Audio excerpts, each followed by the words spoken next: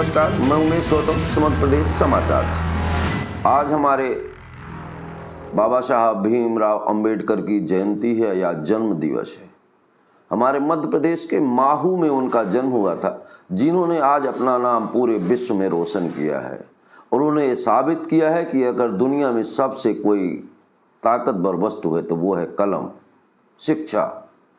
उन्होंने हमेशा कहा है कि शिक्षा वो शेरनी का दूध है जिसे जो पी लेता है उसे हजारों शेर भी उसका कुछ नहीं बिगाड़ सकते। पर आज हम वर्तमान में बात करते हैं संविधान की, जो बाबा साहब अम्बेडकर ने लिखा था। आपको बता दें कि आज बाबा साहब भीमराव अंबेडकर की आत्मा जहाँ भी होगी, देखती होगी देश की हालत, तो निश्चित ही खून के आंसू बहाती होगी और रोती होगी अपने समर्थकों को देखकर कि किस तरह मेरे जीवन की पूंजी संविधान और देश के लिए मैंने क्या सोचा और क्या किया, इसके साथ ये क्या कर रहे हैं। ये देखकर निश्चित तौर पर अंबेडकर की आत्मा रोती होगी, रोती नहीं होती, बिलखती होगी, त्राहि त्राहि करती होगी और इतनी संवेदना से रोती होगी कि अगर आज हमारे सामने वो पड़ जाए तो हमारी आंखें भी नम हो जाएंगी। अब आपको हम बताते हैं कि कैसे। हमारे संविधान में 4 चीजें सबसे प्रमुख है: न्यायपालिका, विधायिका, मीडिया। ये 4 स्तंभ जो होते हैं, कार्यपालिका, ये जो 4 स्तंभ हैं लोकतंत्र के, क्या आपको लगता है कि 4 में एक भी स्तंभ सलामत है? पहली बात तो हम करते हैं न्यायपालिका की। भारत में सबसे ज़्यादा लोगों को यकीन न्यायपालिका पर रहता है कि जब कहीं कोई सुनवाई नहीं होगी तो हम न्यायालय जाएंगे और न्यायपालिका में हमें न्याय मिलेगा। पर वर्तमान समय में आने वाली खबरों से ये साफ साबित होता है कि न्यायपालिका पर भी कलंक लगने लगे हैं। आए दिन न्यायपालिका के न्यायाधीशों पर भी भ्रष्टाचार के आरोप लगते हैं, नोटों की गड्डियां जली मिलती हैं, पर प्रजातंत्र के राज्य में उस पर कोई कार्रवाई नहीं हो पा रही। अब इसकी क्या वजह है तो शासन और प्रशासन जाने। विधायिका की बात करते हैं तो आप लोग देख रहे हैं।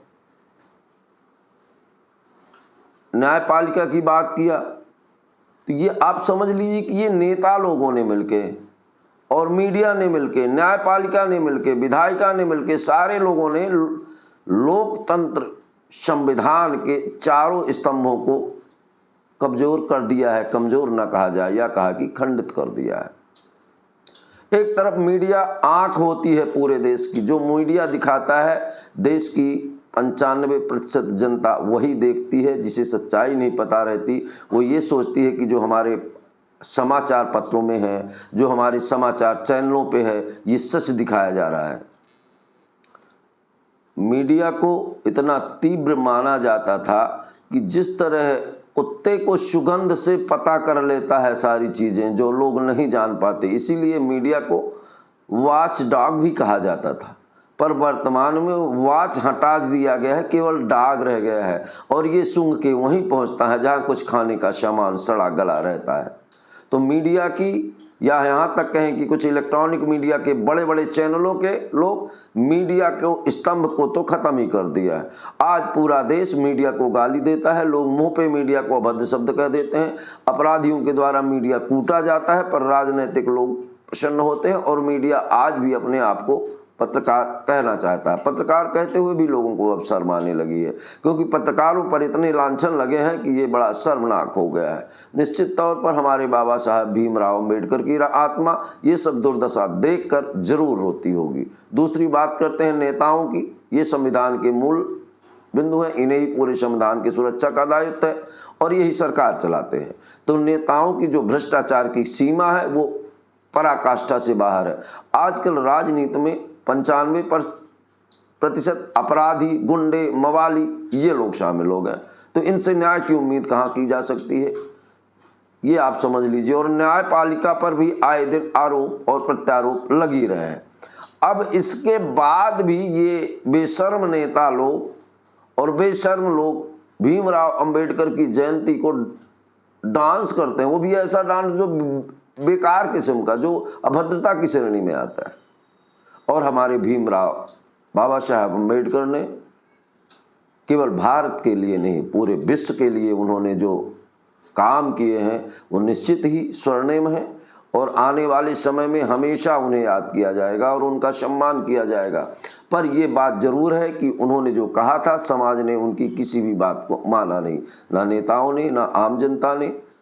केवल उनका नाम अपने स्वार्थ के लिए, वो किसी भी दलगत राजनीति से जुड़ा व्यक्ति हो या किसी भी पार्टी का हो, केवल उसके लिए सहयोग लेते हैं, उनके नाम का उपयोग करते हैं। हम आपको बता दें कि प्रशासनिक अधिकारी भी एक जाल जैसा लोकतंत्र का बना दिए हैं।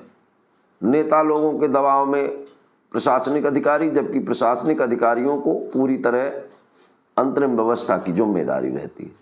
वो मीडिया को कुछ नहीं मानते, क्योंकि नेता और प्रशासनिक अधिकारी मिलकर मीडिया को मैनेज मीडिया के नाम से प्रसारित कर दिया है। जबकि चाहे वो प्रथम युद्ध रहा हो, द्वितीय विश्व युद्ध रहा हो, पत्रकारिता एक अपना अच्छा रोल अदा किया। पर वर्तमान में कुछ पत्रकारों को छोड़कर बाकी पत्रकारों को केवल रात दिन सेटलमेंट के काम में लगे रहते हैं।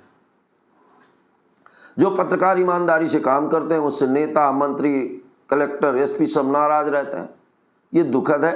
इसलिए मेरा ये कहना है कि अगर हम बाबा भीमराव अंबेडकर का सम्मान करना चाहते हैं, उनको अपनी आंखों में हमेशा जीवंत देखना चाहते हैं, तो उनके विचारों का सम्मान करें, उनके लिखे संविधान का सम्मान करें और उनकी कही बातों को अपने जीवन शैली में उतारने का प्रयास करें।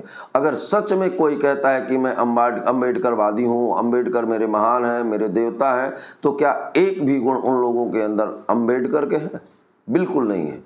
तो फिर क्यों ना रोती होगी अम्बेडकर की आत्मा? निश्चित रोती होगी। और मैं सारे समाज को संदेश देना चाहूँगा कि संविधान ही अम्बेडकर की पहचान है। तो इसलिए संविधान में दिए गए तथ्यों को पढ़कर, ज्ञान लेकर कुछ ना कुछ तो सरकारों को इस पर समझना चाहिए। और सरकारें आजकल केवल सत्ता के लोलुप के अलावा सत्ता में पद, सत्ता के लिए कुछ भी करने, पूरे देश की जो दुर्दशा है वो किसी से छुपी नहीं है। और ये सारे नेता लोग भी जानते हैं कि हम क्या कर रहे हैं। उसके बाद भी समय समय पर आंदोलन करना, झंडा दिखाना, जयंती मनाना एक फैशन है, दिल से नहीं। दोस्तों नमस्कार। दोस्तों, अब बनिए समग्र प्रदेश के मेंबर। आप नीचे ज्वाइनिंग बटन पर क्लिक करके हमारी मेंबरशिप ले सकते हैं, जिससे आप हमारे चैनल पर आने वाली सबसे इंटरेस्टिंग वीडियोस को सबसे पहले देख पाएंगे। आप हमारे चैनल को सब्सक्राइब भी कर सकते हैं, लाइक कर सकते हैं और शेयर कर सकते हैं। और याद रखिए, बेल आइकॉन दबाना बिल्कुल मत भूलें, जिससे हमारे चैनल पर आने वाले वीडियोस को आप सबसे पहले देख